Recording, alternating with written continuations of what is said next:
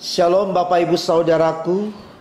Kita bersyukur Tuhan pertemukan kita di Kamis pagi ini. Tentu itu adalah anugerah berkat dari Tuhan buat saudara dan saya.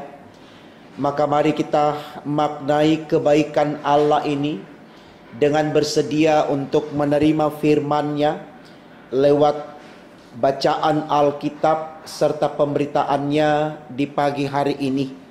Mari saudaraku kita awali dengan doa sebelum kita menerima firman Allah. Kita berdoa. Tuhan Yesus, terima kasih Engkau hadirkan kami di hari Kamis yang penuh sukacita ini. Kami aminkan itu adalah berkat dari Tuhan buat kami sekalian. Maka dengan apa yang Engkau nyatakan baik bagi kami ini, kami hendak mensyukurinya dengan bersedia untuk membaca Alkitab, merenungkan firman Allah lewat pemberitaannya, dengan percaya firman Tuhan ini akan kembali menyemangati kami untuk setia menyembah Engkau. Untuk apa yang kami minta ini Tuhan, berfirmanlah karena kami sedia mendengarkannya. Demi Yesus Tuhan kami. Amin.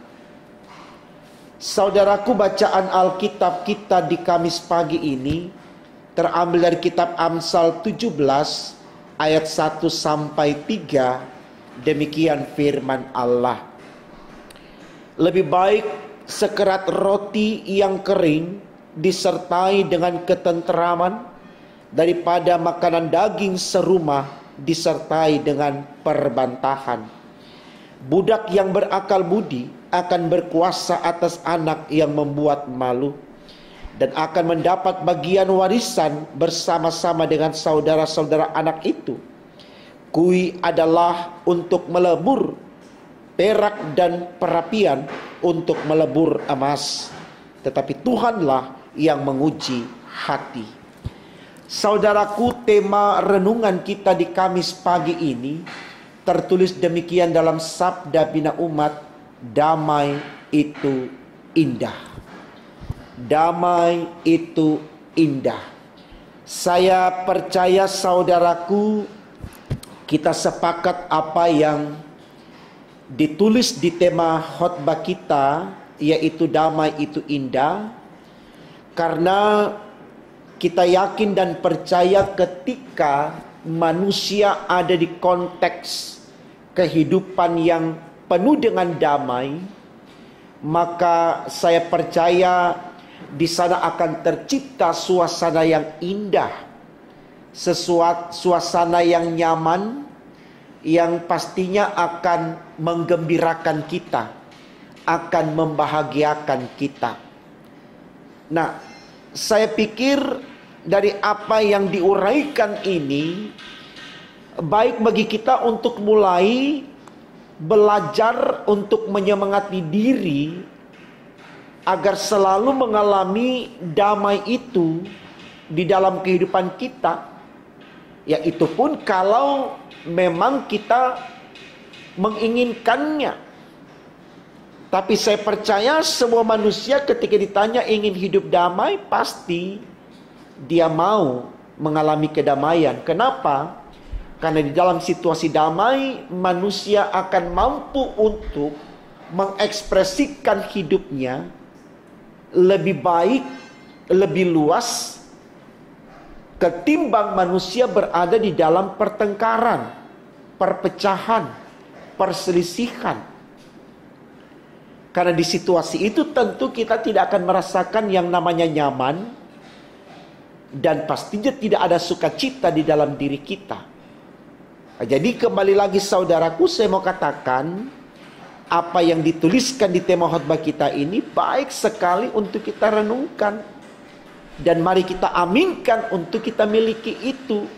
Sekali lagi supaya kita bisa mengekspresikan kehidupan kita dalam kebahagiaan yang penuh dengan kegembiraan dan sukacita. Nah, saudaraku, ternyata untuk memperoleh damai itu bukan sesuatu yang mudah seperti kita membalikkan telapak tangan. Bukan ketika ada pertanyaan apakah mau damai lalu gampang kita jawab saya mau damai. Tidak seperti itu. Karena damai itu bisa terwujud kalau kita memiliki kepekaan nurani dan kepekaan iman. Artinya harus ada kekuatan di dalam diri kita untuk bisa mewujudkan itu. Berarti kita harus berjuang untuk mendapatkan itu. Bukan simsalabim damai jadi lalu jadi, tidak. Kita akan melewati realitas hidup yang penuh tantangan pergumulan yang luar biasa untuk mendapatkan damai. Dan ternyata menurut iman Kristen, damai itu konteksnya bukan dunia. Karena dunia ini fana, tidak kekal, tidak abadi. Damai itu memiliki konteks baka, itulah sorga.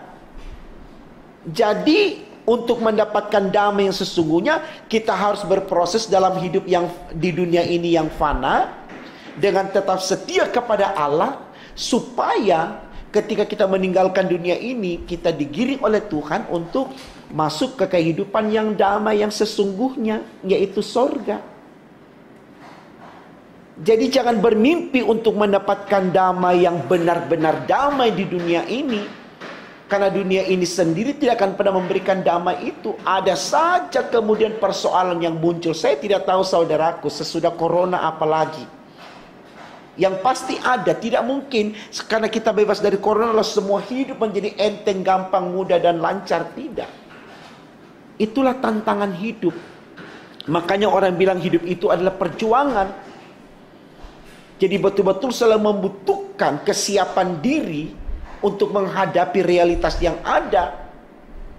Tapi percaya kalau kita bersama dengan Tuhan saudaraku, kita tidak akan kalah dengan pencobaan hidup ini.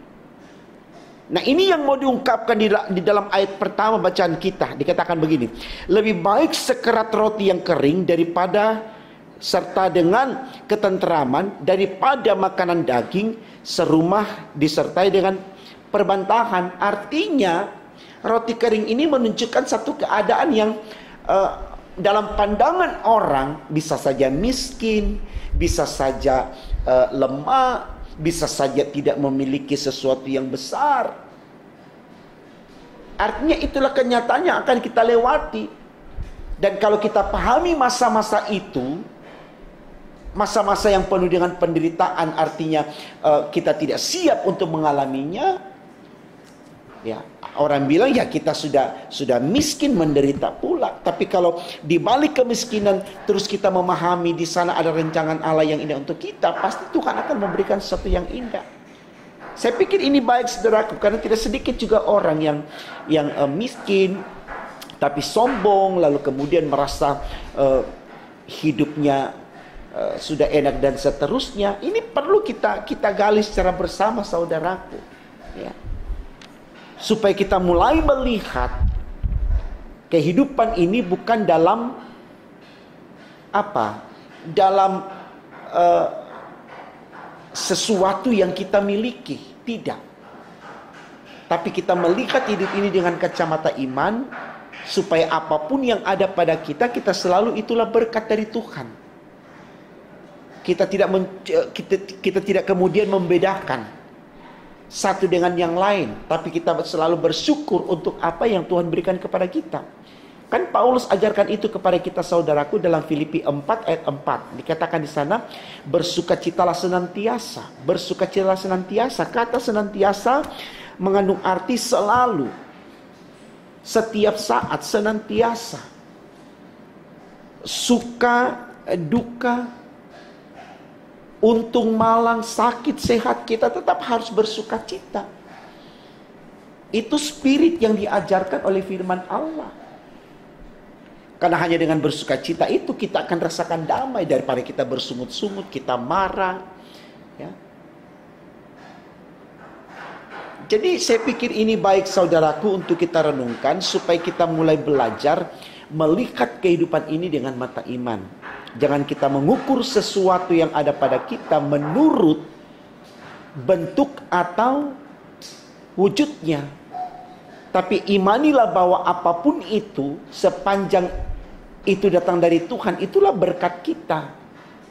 Jadi hidup ini bukan dilihat dari segi kuantitas, tapi dari segi kualitas. Bagaimana kita memaknai itu dengan kekuatan iman supaya itu akan berdampak baik bagi kita, saudaraku. Mari kita semangati diri kita untuk selalu berpikir semua yang ada pada kita itu berkat, supaya kita manage itu dengan bertanggung jawab. Dan seberapapun hasilnya, kita akan syukuri karena kita tahu itulah kekuatan kita yang Tuhan berikan kepada kita. Sehingga kita tidak akan pernah keluar dari realitas yang ada, hanya untuk mencari sesuatu yang lebih dan lebih. Berapa banyak yang kita punya, kalau kita tidak bersyukur, tetap saja saudaraku, kita tidak akan merasakan damai itu. Jadi mari damai kita wujudkan dengan bersyukur, dengan apa yang ada pada kita. Itulah berkat kita. Dan saya percaya Tuhan tidak akan menguji iman kita melebihi dari kekuatan kita. Karena janji Tuhan setia, kekal abadi, dan selalu sempurna. Selamat berjuang untuk mendapatkan damai. Dan damai itu hanya ada dalam Yesus Kristus. Karena dialah kehidupan yang sempurna bagi kita. Tuhan memberkati firman-Nya. Amin.